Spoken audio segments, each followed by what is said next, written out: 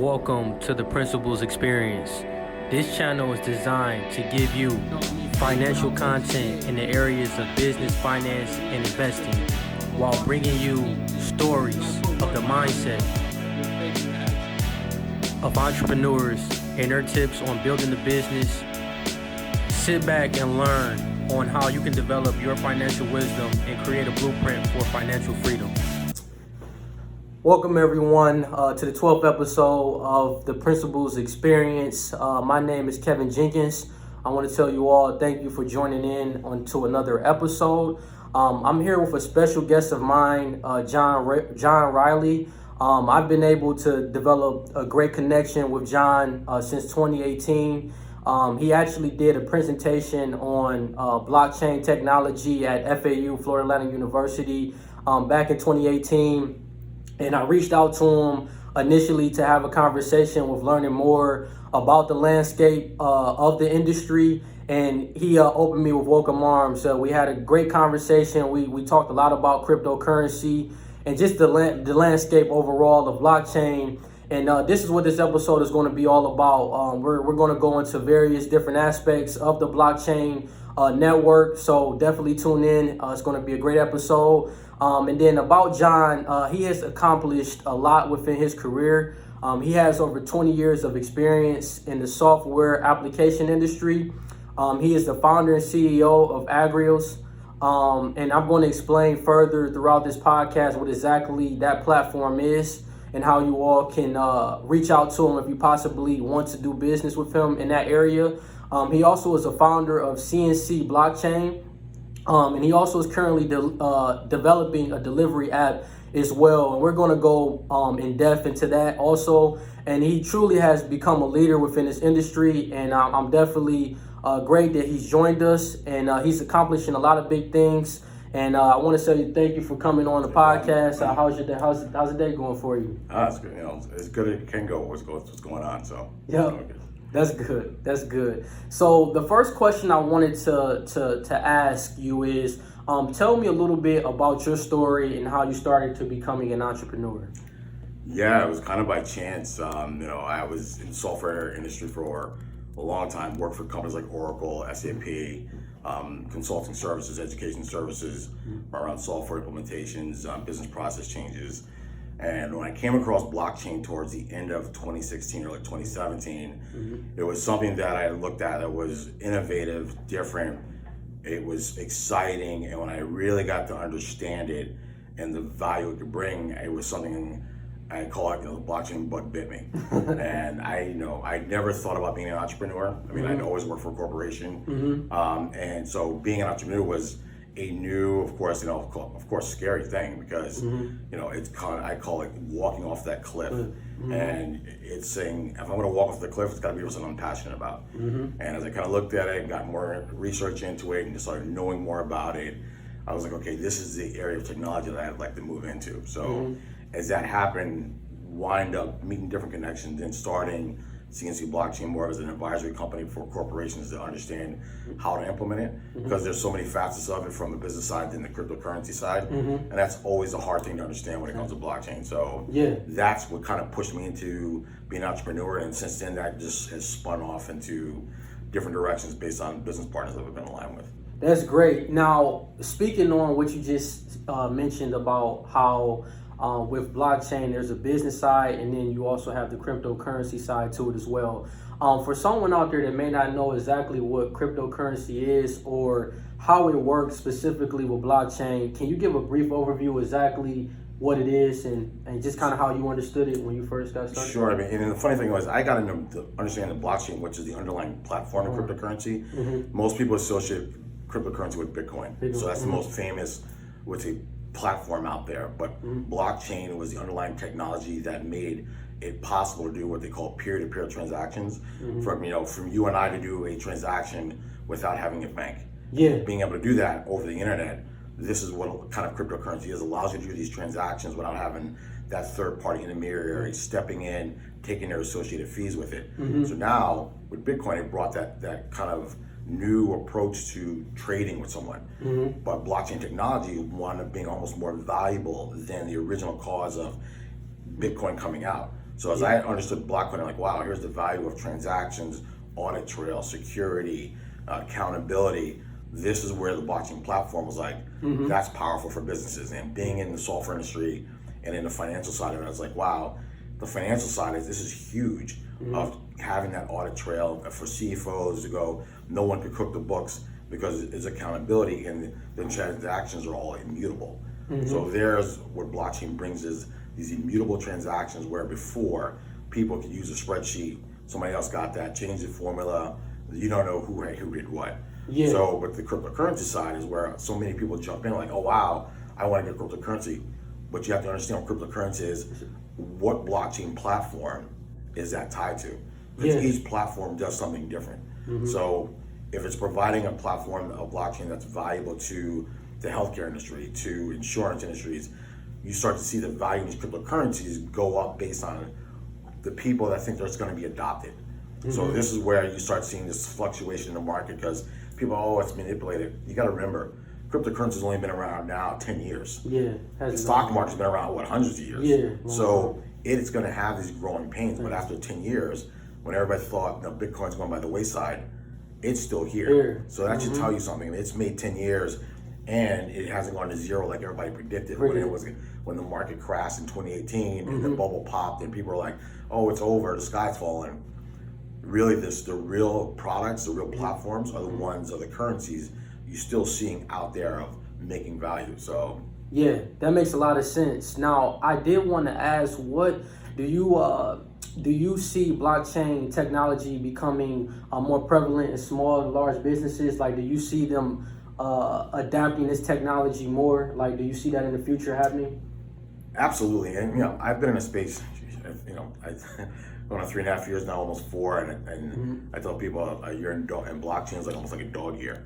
So it flies by. And even I used to be in it like almost every day, every week. And since then, all the things I'm doing, I've stepped back a little. But as I always keep up to date what's going on, and the funny thing is, last week I was listening to a webcast from 101 Blockchains, which if you're new to blockchain, is definitely a great place to go and get education. 101 Blockchain. Yeah, and they had all these executives on there from Honeywell, from different companies, DHL, all talking about how they started leveraging blockchain in their company. Now you got to realize 3 years ago, all these companies were making fun of blockchain. They're like, oh, we'll never use it. So all the companies that were making fun of it are now adopting blockchain. They're starting to go, wow, there is a lot of value in it. The hardest thing with blockchain is understanding where is it going to fit.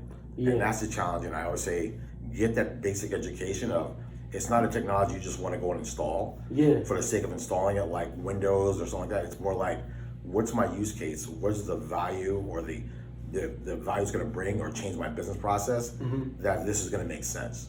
So those companies start talking about, we didn't realize it could do so much more. And they started saying, okay, we can look at other areas of the company. But they said, it took them a long learning curve. It's not. It wasn't easy, like something they could just learn. No, and I'll tell you real quick. I remember when I got blockchain, I thought I was going to learn it in a weekend. And I was, I'm going to go on Google, I'm going to take a couple questions, and I'm going to read, I'm going to watch YouTube. And I think by the end of the weekend, I was more confused than anything. And I was like, wow. And then I realized it probably took me literally a good 6 to 7 months before I thought I was comfortable enough to go, okay, I know where blockchain fits everywhere. And when you look at it from a global standpoint, that's what you have to realize. It affects everywhere around the globe and the value of it, because people see value in it differently. Some people like to use it for real estate land rights in Africa or South America, so they know where their lands are so the government can't take it. Or it's in Africa for people that are tracking, donations and goods, if it's counterfeit or not. So it has so many use cases that it's almost endless when you start looking at it. And that's where it gets confusing. Like, well, what can you use it for? And you're like, I don't know. Let's figure it out. Yeah. Now, speaking on like business processes and company actually implementing this type of technology, how does the blockchain technology help business processes become more efficient? Like exactly how, from what you've learned in your business, how can it help their process become more efficient? It's in a lot of ways, and the biggest thing, if you look at it, is smart contracts. Okay. And there's a big thing out there called DeFi now, which is also bringing a lot of value to the financial business side. But smart contracts is probably the biggest way of making it more efficient of self-executing contracts, where two parties have an agreement, like, okay, if these two terms are met, if it's this then that, then the contract automatically executes. And if those terms, that code's written in there on top of blockchain, so say it's tied to funds of, okay, if this happened on this day and I got this on this day, the funds will automatically be released from this escrow account and paid to you.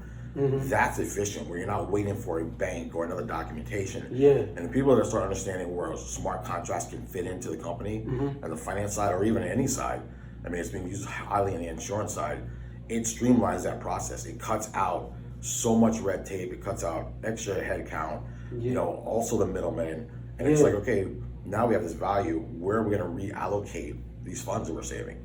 So here's the efficiency. But to get to that point, you have to really understand, how's it gonna fit? What's the best use case for it? Okay, should we use a smart contract for this? Do we really need this person here anymore if a smart contract can manage all this data and we have an audit trail? There's where the efficiency is, and that's the thing.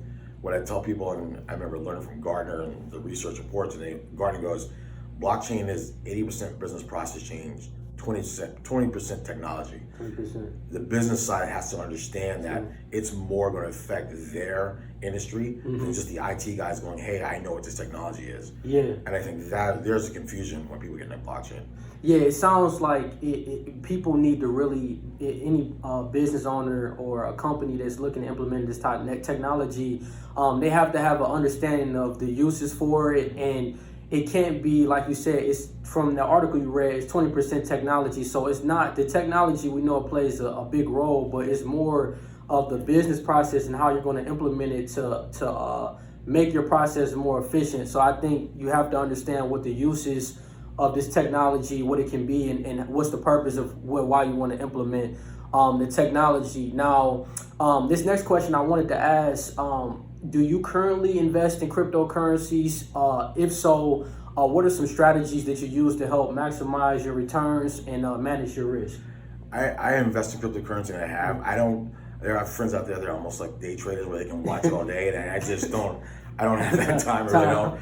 The biggest thing I remember when I got into crypto was understanding let me understand what blockchain platform that the crypto is tied to. And I want to understand where the value would be seen for adoption. So when I look at them, there's so many out there, and a lot of them that I've invested in since I got into it are still there, and some of them are not. The ones that I thought, were going to be big, and when that bubble hit in 2018, a lot of them went by the wayside.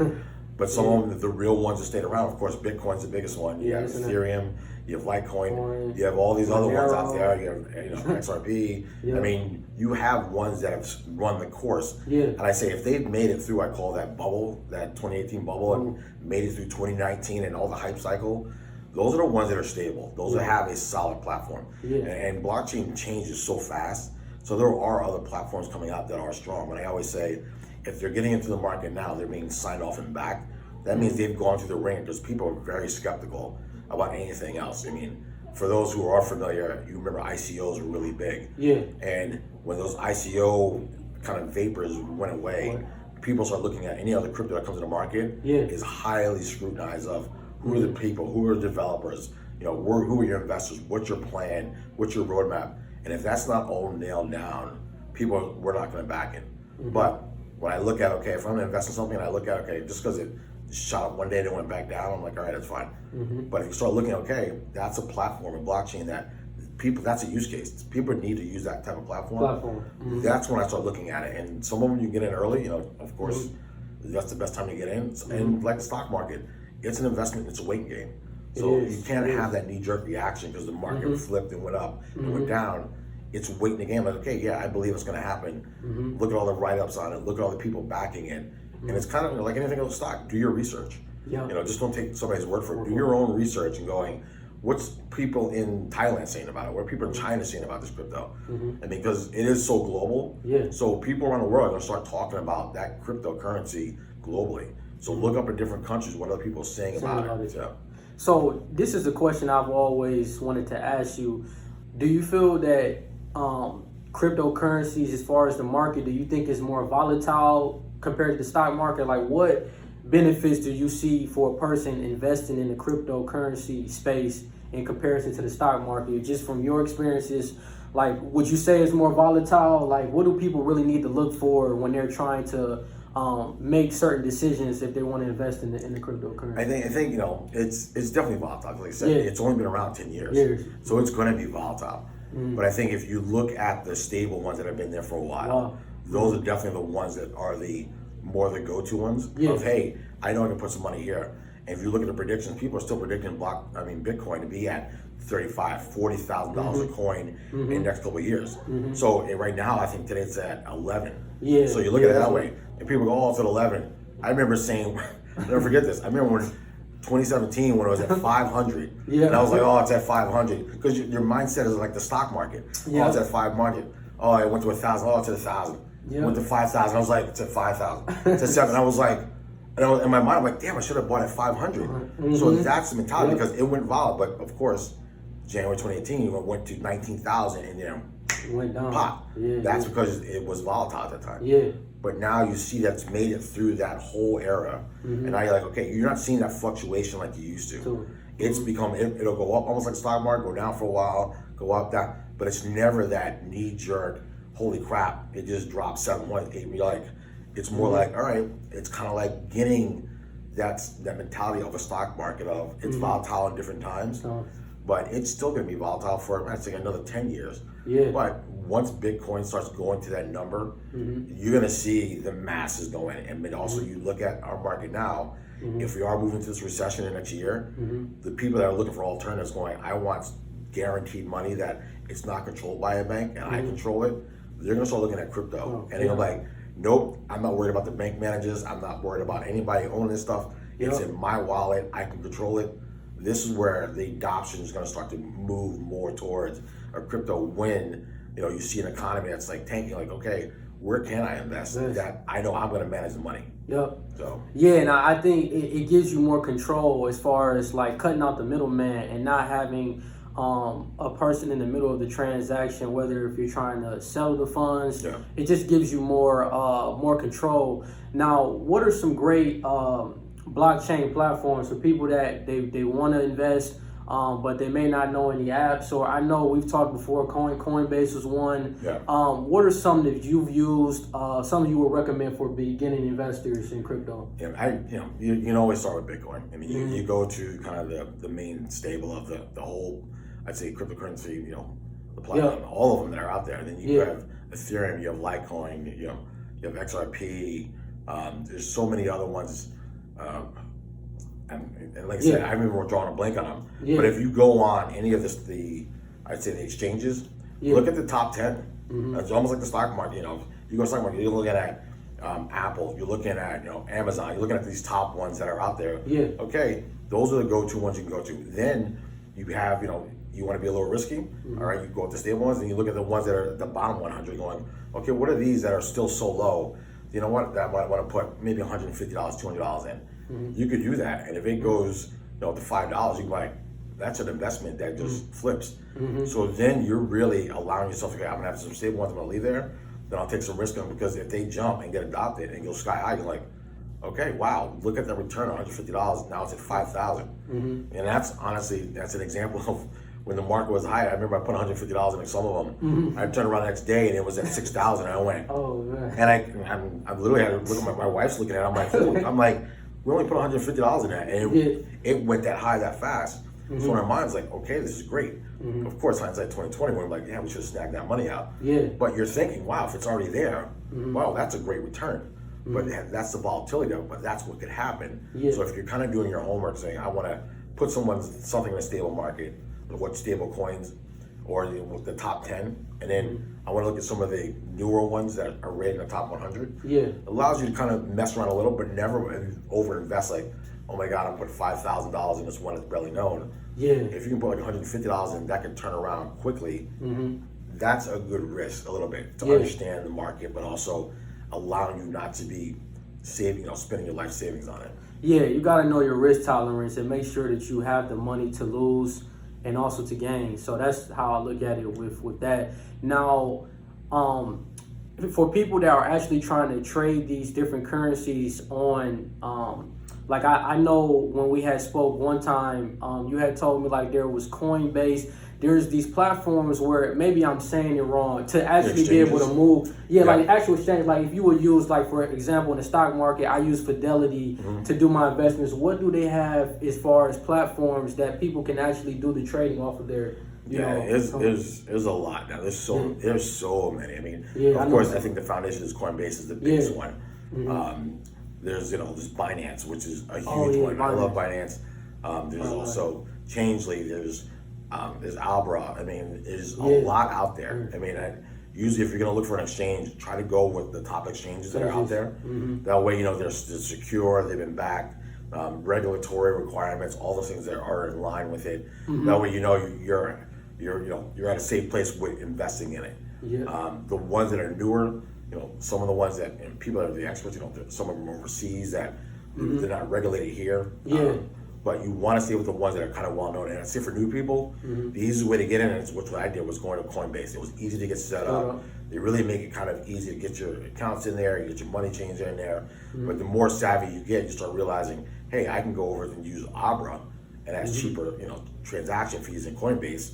Then you start to realize, okay, I want to use Abra instead for my wallet, and I want to use their coins there. So you start to figure it out like anything else. But to get started, I mean, I'd always tell people start with Coinbase. It's the easiest way. It's probably simple. Coinbase is probably the best, like simplistic platform to start off with. I've heard of Binance. They're great. They don't have an app though, but I'm able to look at Binance through my computer, and it lists all the top currencies. So that's a really good one. Now, one question I wanted to ask you is, what is it going to take for people psychologically, as far as in the world, to change, moving towards a digital currency? So many people are already psychologically, the way they make their transactions is either, with a bank, you have a brokerage firm that holds your funds.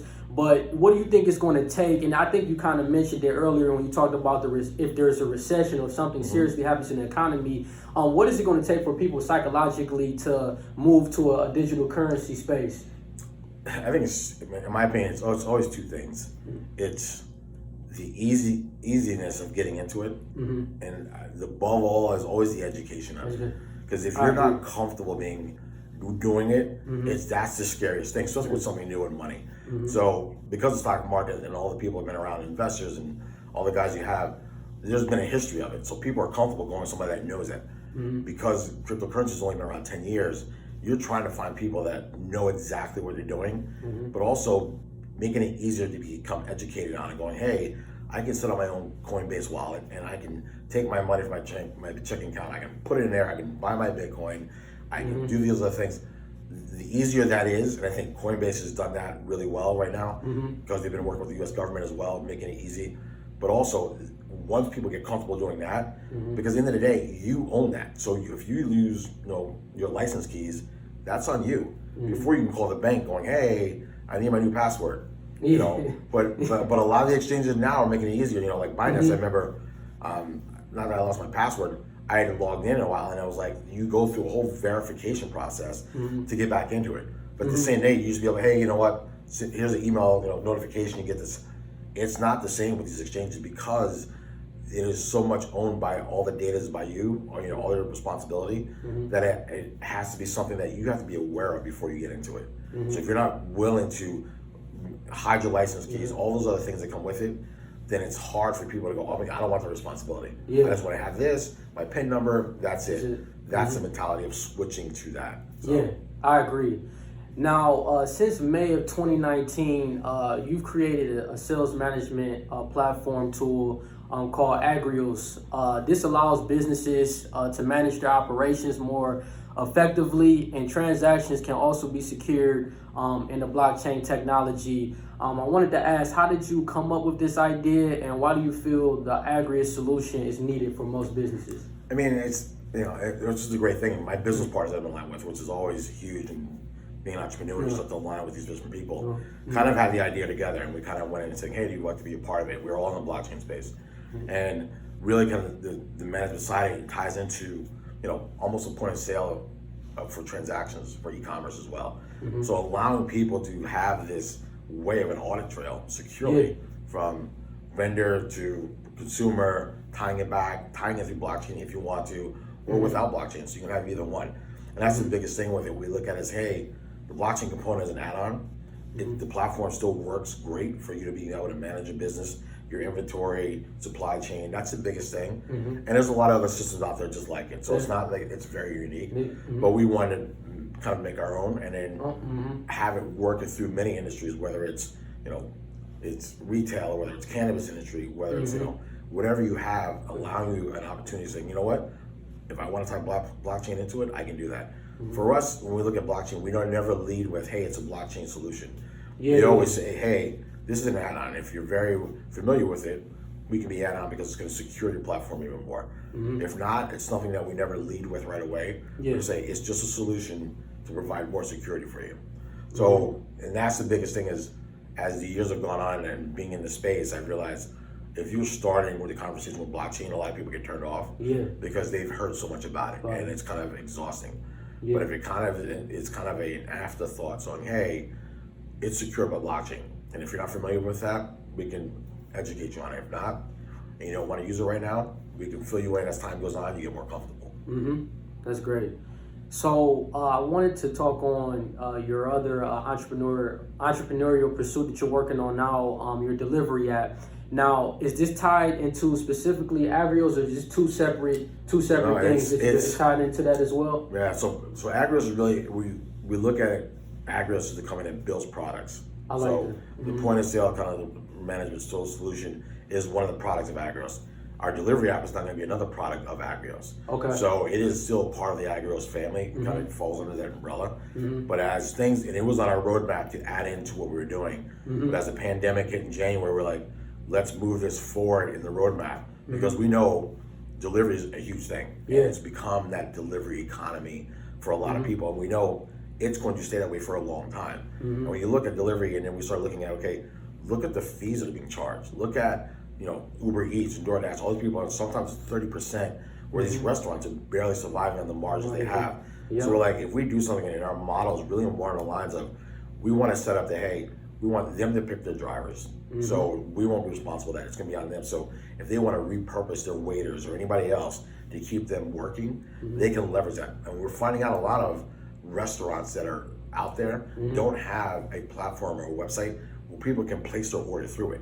They still have to call in, write it down, say, okay, we're delivering. They want a platform where, hey, I want to be able to have them order on a mobile app or on the web. And then whether it's pickup or delivery, we can still run that through the web action of the web platform of the ordering. So as we started hearing us doing our research and talking to different restaurant owners and going, okay, let's provide something of value, not just another delivery app. We're like, let's give them something of value. But then we start looking at different partners. We have partners that are doing things with musicians that are doing events for bars. Like, okay, they want to have people food and stuff delivered to the concert goers that are watching it. Like, okay, let's tie this into an event where the restaurants can be part of that event. They can be an added restaurant that can be ordered for, say it's, country singers or anybody, or Snoop Dogg. We know one of our partners is doing events like that, saying, hey, if we have an app that they can use for delivery, they can be a part of that, have a package of goods sent to them, whether it's food, alcohol, and it's like, hey, here's another experience. Now it's just more ordering food. You're tying even your customers into an experience of, hey, I was ordering food, but then I got a promo for a live concert that Snoop Dogg's gonna be on. I can buy this food package with it, and I get a discount.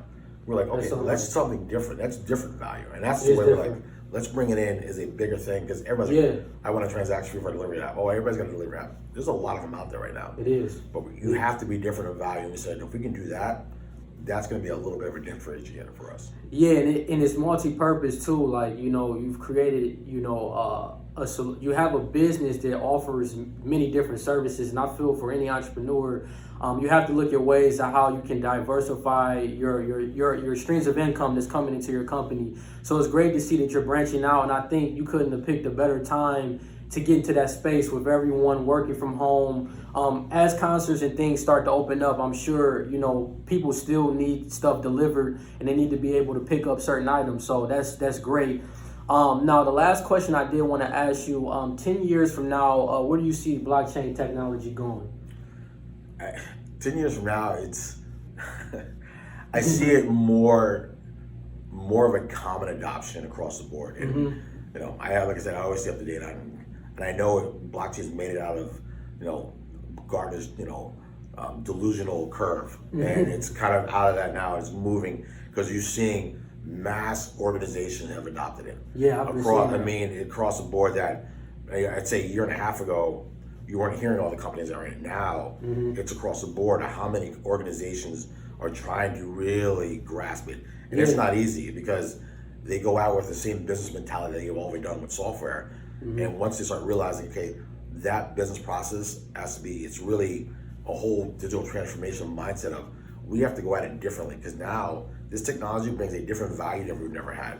So like anything else, that like turning the Titanic on a dime, it doesn't happen. But the ones that are innovative will take their time going, okay, once we can understand really the best way to work with it, and know that blockchain changes so fast, because a lot of people will tell you, you can start one blockchain platform and in 2 years, you're gonna switch to another one. And you're gonna switch 2 years. So if you get on have the mentality of, hey, we're gonna use this blockchain platform right now, but in 2 years, another better one could be out. We need to be able to unplug, go to that one, and then keep moving. So understanding how that process flow goes with blockchain, I think in the next 10 years is the curve a lot of companies have, but the ones that are doing it now, in 10 years are gonna be the ones that are way out there, so. Yeah, and I think that, you know, a lot of companies are going to have to adapt. I mean, they're either going to have to adapt or they're going to have to be forced to change, especially as things change in our economy.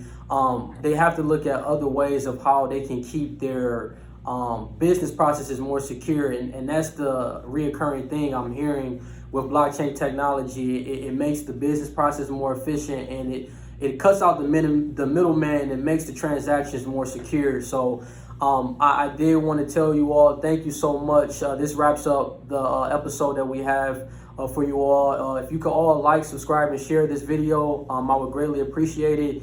And John, did you want to tell the viewers any way that they can connect with you? You know, with Sure. I mean, the easiest way is always to talk to me is on LinkedIn. Okay. So if you find me on LinkedIn, you can type up Agrios, or you can type in, you know, John Riley III. You can reach out to me that way. If you have questions, I'd love to help out. You know, for me, it's always about building relationships. So it's never always about business first. Yep. The more relationships you have, the better you can learn from other people. And that's what I've been learning for the past couple of years.